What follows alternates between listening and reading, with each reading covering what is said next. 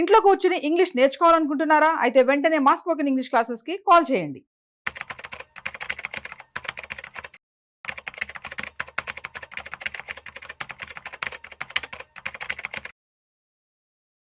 Stock market చాలా రోజుల తర్వాత కొంచెం డౌన్ అయింది ఈ వారం. అయితే ఏ సెక్టార్స్లో డౌన్ అయింది, ఎందుకు డౌన్ అయింది, సో దీనికి సంబంధించినటువంటి పూర్తి సమాచారం ఇవాళ మనతో చెప్పడానికి ఫైనాన్షియల్ సర్టిఫైడ్ ప్లానర్ మాధవిరెడ్డి గారు ఉన్నారు. సో వారి మాటల్లోనే మరింత సమాచారం అడిగి తెలుసుకుందాం. హాయ్, హలో, నమస్తే, వెల్కమ్ టు సుమన్ టీవీ. నేను మీ Rajeev Pasupuleti. So let's start. So hi ma'am, నమస్తే. నమస్తే. ఎలా ఉన్నారు? Yeah good. Yeah fine ma'am. So చాలా రోజుల తర్వాత ఈ వారం స్టాక్ మార్కెట్ చాలా డౌన్ అయింది.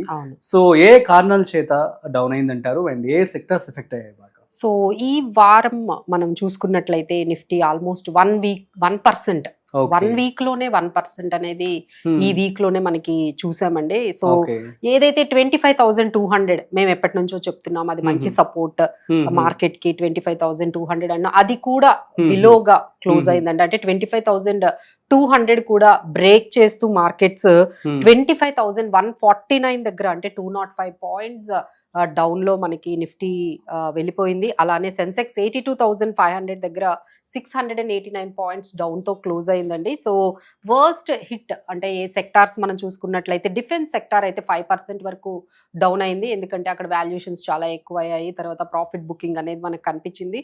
అలానే నిఫ్టీ ఐటీ కూడా ఆల్మోస్ట్ 4% వరకు ఆ సెక్టార్ డౌన్ అయిందండి, because of disappointing TCS results ఏవైతే వచ్చాయో దానివల్ల కొంచెం ఐటీ సెక్టార్ కూడా కొంచెం డౌన్ అయింది. అలానే క్యాపిటల్ మార్కెట్ ఇండెక్స్, ఈ జేన్ స్ట్రీట్ ఎపిసోడ్ ఏదైతే స్కామ్ ఏదైతే జరిగిందో, సో దాదాపుగా ఈ ఈ సంబంధించిన ఈ ట్రేడింగ్ కి సంబంధించిన ఎస్పెషల్లీ బిఎస్సి స్టాక్ అయితే చాలా వరకు డ్రాప్ అయిందండి. ఎందుకంటే వాళ్ళు చెప్పేది ఏంటంటే Jane Street use to have very huge volumes.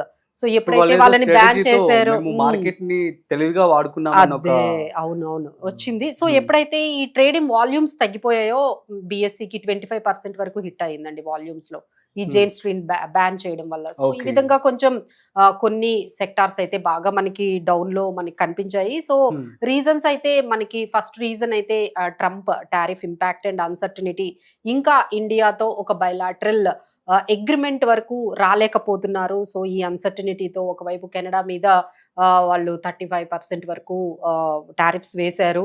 So ఇండియాతో సంబంధించి ఇంకా కంప్లీట్ అవ్వలేదు, ఒక అగ్రిమెంట్ కి అయితే రాలేకపోతున్నారు. నెగోషియేషన్స్ జరుగుతూ ఉన్నాయి. ఇక్కడ నుంచి ఒక టీమ్, హై ఎండ్ టీమ్ అనేది యుఎస్ కి వెళ్ళింది.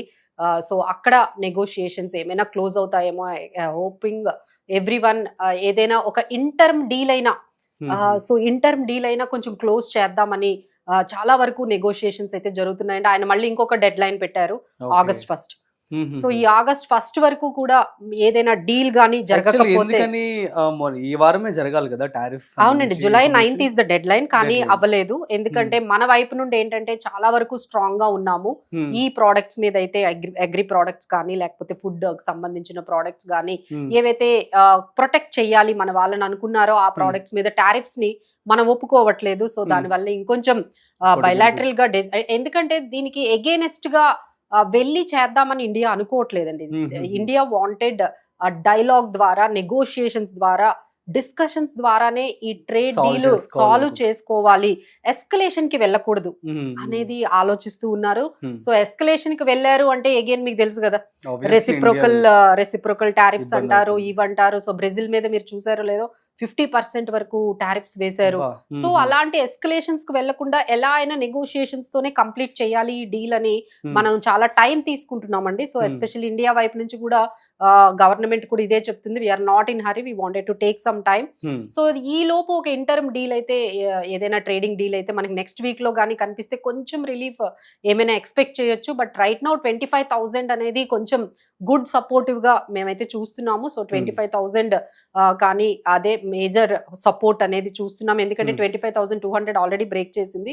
సో నెక్స్ట్ సపోర్ట్ లెవెల్ 25,000 దగ్గర ఉంది. అలానే మనకి రెసిస్టెన్స్ 25,550 ఉంది. సో ఈ విధంగా ఈ ట్రంప్ టారిఫ్స్ ట్రేడ్ మీద మనకి నెగోషియేషన్స్ మీద మనకి డిపెండ్ అయ్యి మార్కెట్ నెక్స్ట్ వీక్ ఈ రేంజ్ లో ఉండబోతుంది. అలానే మన కార్పొరేట్ రిజల్ట్స్ అనేవి ఆల్రెడీ స్టార్ట్ అయ్యాయండి. సో స్టార్టింగ్ కొంచెం డిసప్పాయింటింగ్ అని చెప్పొచ్చు. టీసీఎస్ కొంచెం డిసప్పాయింటింగ్ గ్రోత్ కానీ మనకి ఆ రిజల్ట్స్ రావడంతో కొంచెం ఆ కంప్లీట్ ఐటీ సెక్టార్ సంబంధించిన చాలా స్టాక్స్ కొంచెం నెగిటివ్ లోనే క్లోజ్ అయ్యాయి. సో నెక్స్ట్ మనం వీక్ చూసుకున్నట్లయితే మనకి జూలై 14th మనకి హెచ్సిఎల్ టెక్, తర్వాత టాటా టెక్నాలజీస్, ర్యాలీస్ ఇండియా, అలానే జూలై 15th చూసుకున్నట్లయితే ICICI Lombard, ICICI pru life, HDFC life, July 16th tech Mahindra, angel one, HDFC, AMC, Wipro, axis bank. So next week అంతా కూడా చాలా ప్యాక్డ్ గా ఉంటుందండి. కార్పొరేట్ రిజల్ట్స్ అన్ని ఇప్పుడు మనం చెప్తున్న కొన్ని పెద్ద పెద్ద కంపెనీలు అన్ని కూడా వాటి రిజల్ట్స్ ఇవ్వబోతున్నాయి. సో ఆ ఇంపాక్ట్ కూడా మనకి కనిపించబోతుంది. సో ఒకవైపు Q1 రిజల్ట్స్ ఇంపాక్ట్, ఒకవైపు ఈ trade deal, at least interim trade deal అయినా మనకి క్లోజ్ అయితే we can see some kind of relief in the markets. Okay, so fine. మరి ఇటువంటి పరిస్థితుల్లో పెట్టుబడి పెట్టడం ఎంతవరకు కరెక్ట్ అంటారు? అదేవిధంగా ఎలాంటి స్టడీ చేయాలి? సో అంటే ఇప్పుడైతే మార్కెట్ లో ఒక నెర్వస్నెస్, ఒక అన్సర్టనిటీ అయితే కంప్లీట్ గా కనిపిస్తుందండి. సో ఎవరు కూడా హర్రీ అయితే ఏమీ లేరు. So they wanted to every one, మా దగ్గరికి సంబంధించిన ఇన్వెస్టర్స్ కూడా వెయిట్ అండ్ వాచ్ అలా అంటున్నారు. బట్ మేమేం చేస్తున్నామంటే like we have giving different strategies to the clients. Sir ఈ టైంలో మనము ఎవ్రీ లెవెల్లో ఇన్వెస్ట్ చేసుకోవాలి కాబట్టి SIPs are the best way. మీరు స్టార్ట్ చేసుకోండి, అది కంటిన్యూ అయితే చేసుకోండి. లేదు ఎస్టిపి అనే ఒక ఆప్షన్ ఉంటుందండి. ఎస్టిపి అంటే ఇప్పుడు మీ దగ్గర ఒక 10 లక్షలు ఇప్పుడు మార్కెట్ లో ఇన్వెస్ట్ చేయాలి, but the client is nervous, ఇంకా మార్కెట్ డౌన్ అయిపోతుందేమో అని నర్వస్ అయితే ఈ మొత్తం అమౌంట్ ని 10 lakhs ని మనం ఒక డెట్ ఫండ్ లో పెట్టేసి అక్కడ నుంచి మళ్ళీ ఎస్ఐపి లాగా ఎవ్రీ మంత్ మనము మార్కెట్ లోకి పంప్ చేసుకోవచ్చు. ఎంటైర్ ఒక 24 months కి పంప్ చేయొచ్చు, 12 months కి పంప్ చేయొచ్చు. అలానే మనం కొంచెం మల్టీ క్యాప్ లేకపోతే మనకి ఈ కమోడిటీ ఈడిఎఫ్స్ గానీ ఇలాంటి కొన్ని స్ట్రాటజీస్ అయితే అప్లై చేసుకోవచ్చండి. సో అంటే ఈ టైంలో మనం మార్కెట్ నుంచి బయటకు వెళ్ళిపోకూడదు, బట్ మార్కెట్ లో ఎలాంటి స్ట్రాటజీస్ మనం తీసుకుంటే, ఎలాంటి స్టాక్స్, ఎలాంటి సెక్టార్స్ లో ఎలాంటి మనము దీంతో అసెట్ అలొకేషన్ మనం మెయింటైన్ చేస్తే ప్రాఫిట్స్ వస్తాయో ఆలోచించి ఆ విధంగా ఇన్వెస్ట్ చేయాలండి. సో కంప్లీట్ గా మార్కెట్ నుంచి పక్కకు వెళ్ళడం అనేది కరెక్ట్ కాదు. ఎందుకంటే these are all new normal అండి. ఏదైతే మనం లాస్ట్ 8 months నుంచి 6 months నుంచి చూస్తున్నామో market is very volatile, huge volatile అనేది మనకి కనిపిస్తూ ఉంది. So that is going to be there for the next few, అంటే నెక్స్ట్ కూడా మనకి ఇలానే మార్కెట్స్ ఉంటాయి. సో అందరూ ఏమనుకుంటారంటే markets will be getting better, అప్పుడు ఇన్వెస్ట్ చేద్దాము, మార్కెట్స్ కొంచెం పాజిటివ్ అయిన తర్వాత ఇన్వెస్ట్ చేద్దాం. బట్ అలా ఎప్పుడు మీకు కనిపించదండి.